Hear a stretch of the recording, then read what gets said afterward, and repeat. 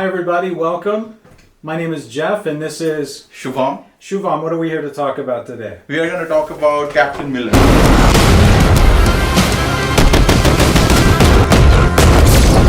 Captain Miller, 2024 Tamil language film directed by Arun Matheswaran. He also co-wrote the screenplay with Madhan Karki.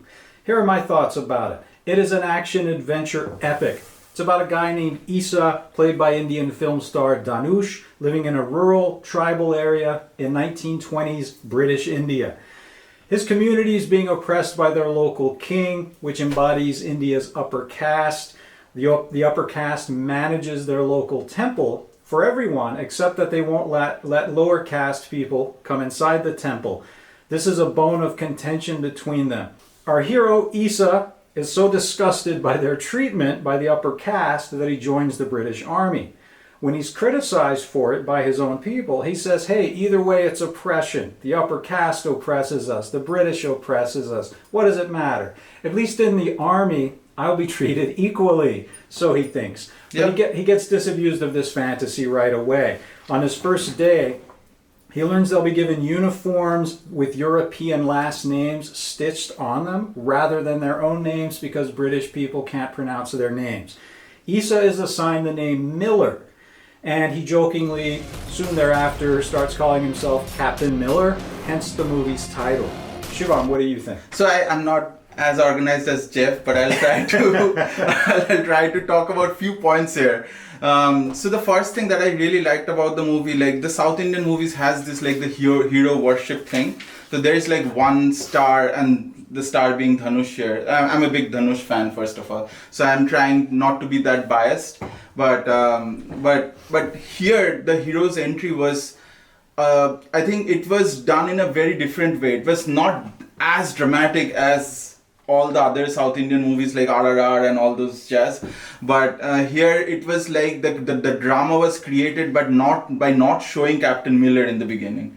They were showing like pictures of him where he's like there is a reward going on for his head and things like that, and then a guy who is telling a story about Captain Miller, and then he comes with all his glory, but it's just not him but his team, because it's just not him which is being represented. It's more of like the freedom fighting and his comrades who are kind of fighting against the oppressors. It's not only the Britishers, like you said, it's the people who are considered to be upper caste in that society. So that's the way it was introduced, and there was like a gruesome killing and everything that goes on. I'm not gonna go too much deep into it, but I liked it. It's very Tarantino-esque. I'm going to tell you two things I liked about it and two things I didn't love about it. First, the pros. It is action-packed. It's like playing Fortnite in 1920s India. That's a good way to describe it. It really reminded me of that. It's a shoot 'em up and a blow 'em up in every other scene. So in that way it delivers the goods that it promises in its advertising. It's an action-adventure film. Secondly, something I loved, there's a great subplot involving Isa and his family and his friends from his village. After he participates in gunning down his fellow citizens at the protest rally in Act 1, he's banished from the village. They hate his guts. If you're into looking into archetypes in movie characters, you can guess what happens by the end. He becomes their savior, their avenging angel. And you can guess that that's where it's headed. He's going to redeem himself.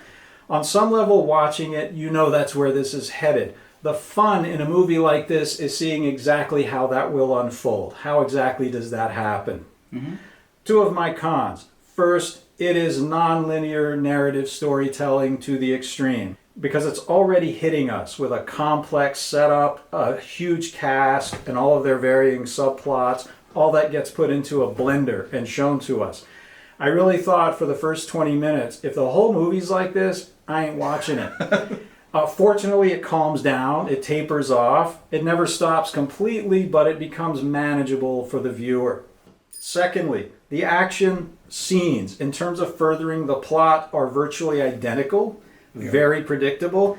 Captain Miller is always invincible. I think maybe he catches a bullet once, but that's about it. He always wins against the evil British soldiers, guaranteed. So these sequences are really fun to watch, but ultimately devoid of any dramatic tension because you know how that battle sequence is going to end. I agree that it was very the whole journey of Captain Miller was a bit rushed into, I think, like his transitions into being Captain Miller and like so-called the bad guy. It was done, I think, in 45 minutes, Yeah. and then the film is like 2.5 hour long. So I think it was done very fast, and then that I didn't like how the transition was like too quick. I was expecting this to be like slow, more like simmering into the psyche of Captain Miller. In what I think of as Act 1, the first 40 minutes, where a very RRR-like moment happens in terms of exaggerated physicality. It tries to go there. And it didn't keep doing it. It did it the one time, and I was really relieved because RRR sets up the exaggerated world. It breaks the laws of physics repeatedly, but it sets that up early so you know this is the kind of movie you're about to see. Kind of like a Django Unchained vibe. Yep. And I'm glad this didn't just dive into that and try to copy it.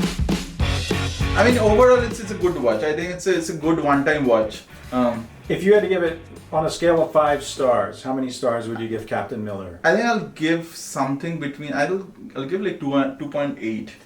Okay, I was going to say 3, so we're about in the same territory. Okay, we kind of agreed on this one, but yeah. All right, excellent. Thank you for watching.